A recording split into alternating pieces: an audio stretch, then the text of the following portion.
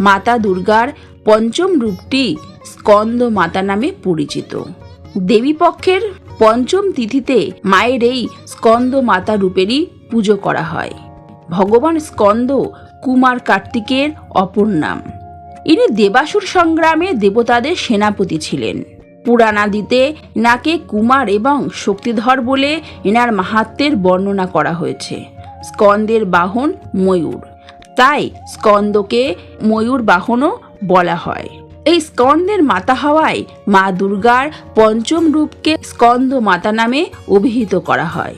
নবরাত্রির পূজার পঞ্চম দিনে মায়ের এই রূপের আরাধনা করা হয়। সাধকের মন এই দিন বিশুদ্ধ চক্রে অবস্থান করে। এই বিগ্রহ মূর্তিতে দেখা যায় ভগবান স্কন্দ বালক রূপে মায়ের কোলে অবস্থান করেছেন। স্কন্দ মাতৃ স্বরূপিণী দেবী চতুর্ভুজা।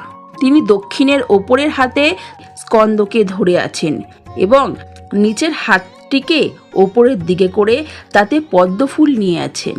বামের উপরিস্থিত হাতটি নিচে নেমেছে বরাভয় মুদ্রা রূপে, আর নিচের হাতটি ওপরে রয়েছে পদ্ম ফুল ধারণ করে। স্কন্দ মাতা সর্বাঙ্গে শুভ্রবর্ণা, ইনি সিংহকেই বাহন রূপে রাখেন। নবরাত্রি পুজোর পঞ্চম দিনের কথায় শাস্ত্রে পুষ্কল মাহাত্ম্য বলা আছে।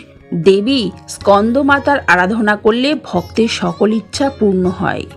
এই মর্তালোকেই সে পরম শান্তি ও সুখের অনুভব করতে থাকে। মোক্ষের দ্বার তার কাছে নিজে থেকেই সুলভ হয়ে যায়। স্কন্দ মাতার উপাসনা করলে বালক রূপ স্কন্দ ভগবানের আরাধনাও সত্যই হয়ে যায়। জয় মা স্কন্দ মাতা।